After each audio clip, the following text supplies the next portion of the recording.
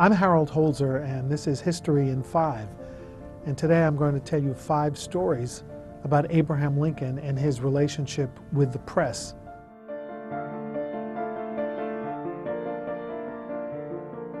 During Abraham Lincoln's political career, the press and politics were totally intertwined. Newspapers were either Republican or Democratic.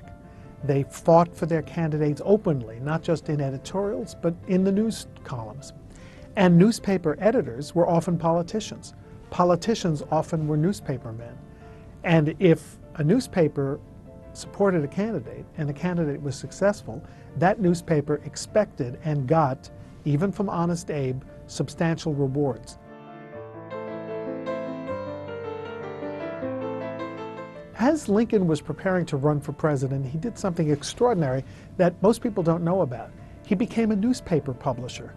He bought a newspaper, by the way, that he could never hope to read because it was published in German. Why did he do it? Because he wanted to corral German-American votes for his presidential bid.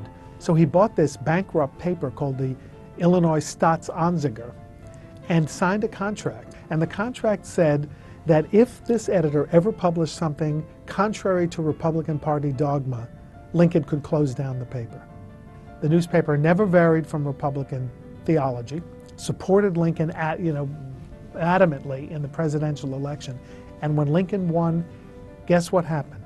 A, the state legislature bought all the back issues of the newspaper to make sure the guy had enough money, and B, Lincoln appointed the editor consul to the city of Vienna. A really nice gig, and we would call that a reward. Today we would have a congressional investigation.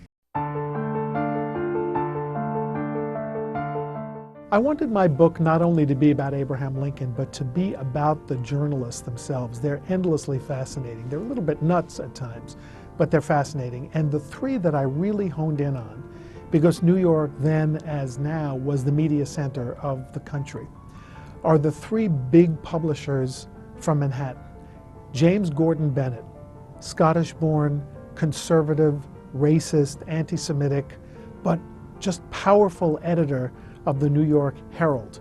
Then there is Horace Greeley, the old philosopher they called him, who founded an anti-slavery broadsheet called the New York Tribune and fought against slavery for the rest of his career, although he was very hard to figure out. He was mercurial, he wanted political reward, he never got it.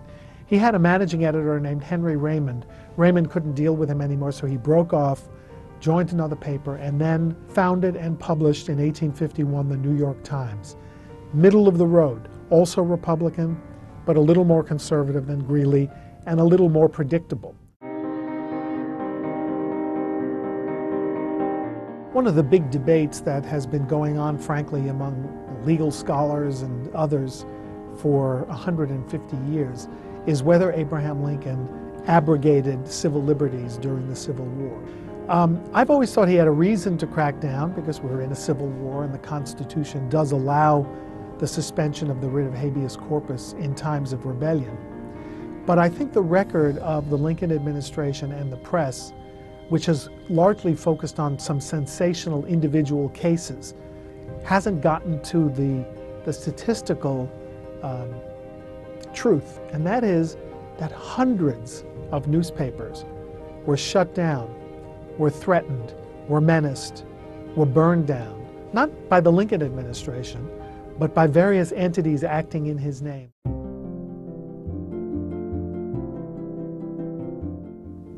It was such a different press culture during the Civil War. Abraham Lincoln held no press conferences.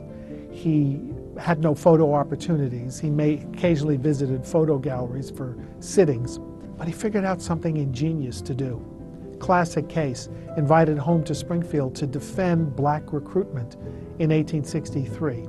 He doesn't go. He sends the speech to an old friend and asks him to read it aloud.